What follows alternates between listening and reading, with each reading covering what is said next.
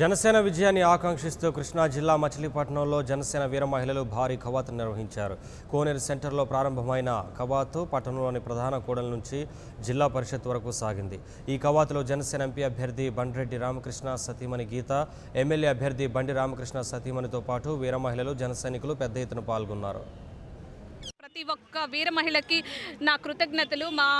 మేము కోనే సెంటర్ నుంచి ఇక్కడ వరకు నడుచుకుంటూ వచ్చి జనసేన నిదానాలు చేసుకుంటూ జనసేన గాజు గ్లాసు గుర్తుకు ఓటేయాలని మేము ఎంతో ఉత్సాహంగా మాతో పాటు పాల్గొన్న ప్రతి ఒక్క వీర మహిళకి నా కృతజ్ఞతలు తెలుపుకుంటున్నాను. అలాగే ఇక్కడ సిపిఐ సిపిఎం వారు బిఎస్పి పార్టీతో బలపరుచుకున్న మన జనసేన పార్టీ అభ్యర్థులు చాలామంది విచ్చేశారు. వీర మహిళలు వాళ్ళందరికీ నా కృతజ్ఞతలు.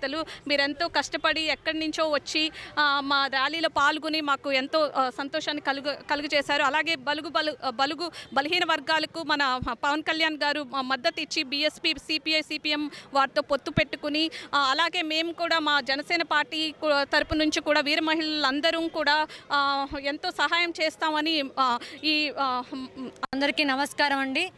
ఈరోజు జనసేన తరపున కావత్తుగా కోనేరు సెంటర్ నుంచి జిల్లా పరిషత్ వరకు మహిళలందరూ ఇంటి నుంచి బయటకు వచ్చి మంచి పరిపాలన కోసం తన గొంతును విప్పారు.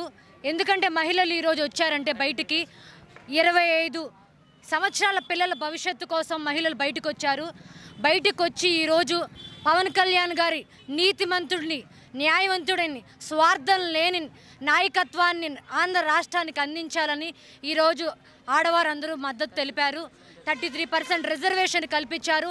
ఆడవాళ్ళ పట్ల జనసేనకు ఎంతో గౌరవం ఉంది. ఏ ఆడవాళ్ళని కూడా ఎక్కడ అవమానపరిచే విధంగా ఎప్పుడు జనసేన పార్టీ ఎలాగో మాట్లాడలేదు.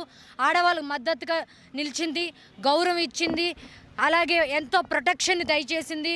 అలాగే ఈరోజు బందరు ప్రజలంతా ఎన్నో సంవత్సరాలు వేరే పాలన చూశారు. ఈరోజు ఒక నీతివంతమైన పాలన కోసం జనాలు గాజు గ్లాసు గుర్తుకు ఓటేసి పవన్ కళ్యాణ్ గారికి